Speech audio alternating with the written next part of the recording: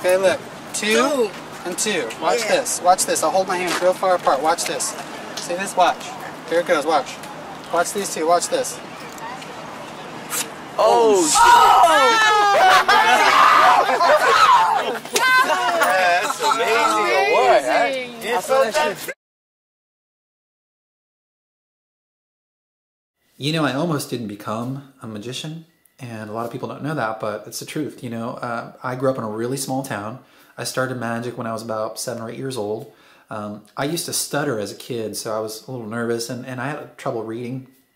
And when I first started learning magic, I'd try it out on my older sister, and I'd show her the trick, and she'd immediately try to figure it out, and she would figure it out. And she would bust me on the trick, and she'd laugh at me and make fun of me, and she'd tell my cousin. They would both laugh at me. They'd tell my parents. Kids at school would find out. But I'd go back to my room, and I'd read that book over, and I would try to figure it out and practice more as best I could.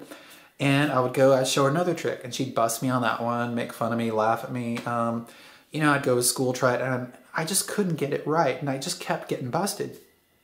And I was okay with it, but eventually, you know, it started to snowball. And when people make fun of you, it's painful because you feel stupid and you feel alone and you feel sad, especially when you were just trying to do magic. And, you know, as a kid, I thought magic was just, you know, I just want to do something really wonderful in the world, you know, because I just thought it was so amazing. And, but it got so painful at one point, I was just like, you know what? I can't do this anymore. And I said, I'm not doing magic ever again. And I quit. Alright, I'm gonna riffle like this. You say stop whenever you want. Alright. Now, Isaiah, don't peek because you're gonna try to find his card. Right there. Can you remember it? Don't forget it. If you forget it, it's gonna be. Remember the suit too. Alright. Don't just remember the number. Alright, that's cool. Alright, Isaiah, you ready? Alright, look. So we're gonna use the 3 of spades. What you're gonna do is you're gonna take it, hold it like that. Okay. Now the card you peeked at before, was it black? No. It wasn't a spade? Was it a 3? What was your card? Jack. Jack? Jack of hearts? Isaiah, can you rub it on your knee? Rub it on your knee. Watch this. Turn it over. Oh, get the fuck out of here! What the fuck?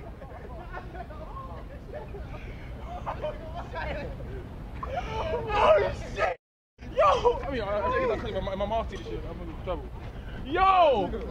That was a 3! I'm on crack for real. I'm bugging. Yo, it was a 3. I'm crack. Chill. I turn it back. Nah, how you did that, yo? Seriously, yo. Man, how you did that? Seriously, though. That's mad hot. Like I rubbed it. And it changed. Your key. I rubbed it though. Yo, how you? I always saw it on TV. I thought it was fake, yo. I always saw it on TV. They looked at high, but like I was like, always said if I did it myself, that it worked differently. But nah, yo, he said rub it. I said, transform, yo. I felt good. I felt happy. I think I did magic. He good. You know, what really changed it for me was one day I met this old magician. He had one eye. He was a retired professional. And somehow he knew that in my past, I was really into magic. And he asked me, he's like, Marco, why don't you do magic anymore? And I was like, because it never works. You know, I always get busted. He's like, well, what kind of tricks were you doing? And I told him, he's like, well, we're not going to do those anymore. This is what I want you to do. I want you to do this trick, and this trick. This is how I want you to perform them, and this is how I want you to practice them. And he put me on this path. And I followed his advice, and suddenly everything was different. And all of a sudden my tricks started to work, and people started to be amazed and started to go crazy. And that's where it all changed. You know, I can't describe to you how thrilling it is to be able to go up to a group and make them completely freak out, have fun, scream, and laugh with magic. It's just, there's no feeling that I know of that's kind of like that. And it's also kind of weird because when you become a magician, suddenly everybody wants to be your friend, which is kind of stupid, I know. But eventually someone's going to, if you stick with magic and you study with me or whoever, and you start to get better at it, eventually, one day, and this will happen, someone is going to come up to you and offer you money to go and perform for their group or their friends or at their party or whatever. And when that happens, it's pandemonium. Because, I mean, now someone is actually paying you to have fun and make other people have fun and scream and have a great time. And that's just nuts. Like, why? When I was a kid, I mean, I never thought it would ever lead to that. I was like, why would someone pay me to have a great time and make others have a great time? It's kind of a crazy idea, but yeah, magic is amazing. Now, before I get started, I want to just get this out in the open and tell you a little bit about your teacher so you know exactly who you're learning from and you know I've got the goods. You should probably know, if you don't know already, that I'm actually a professional magician. That's what I do for a living.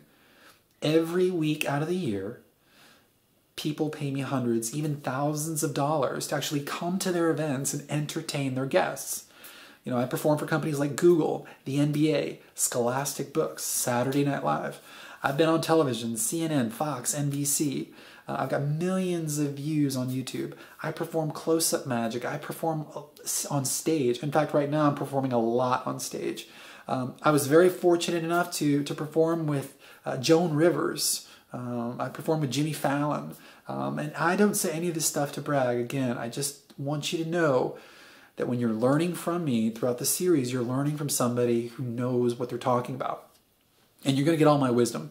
So, but let's move on. What I want you to look forward to in today's video is you're actually going to learn a trick, and you're going to learn it very fast.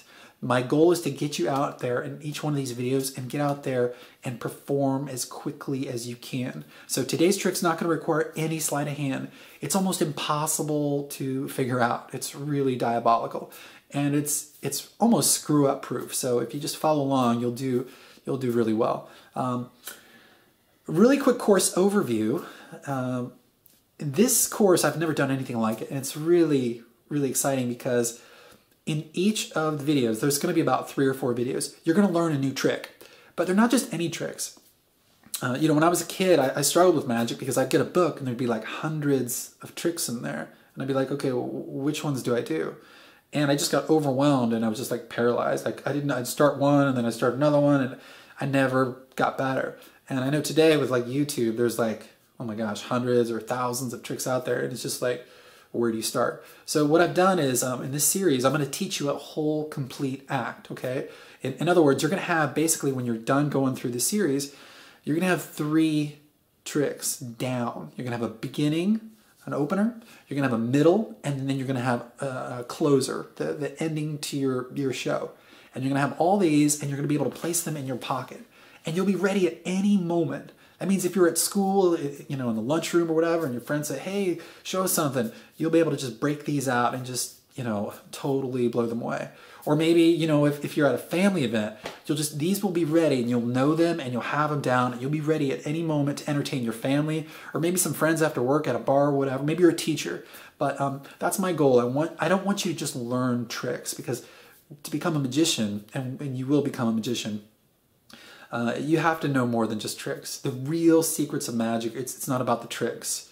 The real secrets are what we're going to discuss in this series. So keep that in mind. The number one obstacle in magic, this is big, this really held me back when I was a kid, was, and nobody ever discussed this in books, but it's really about how to make your magic impossible to figure out.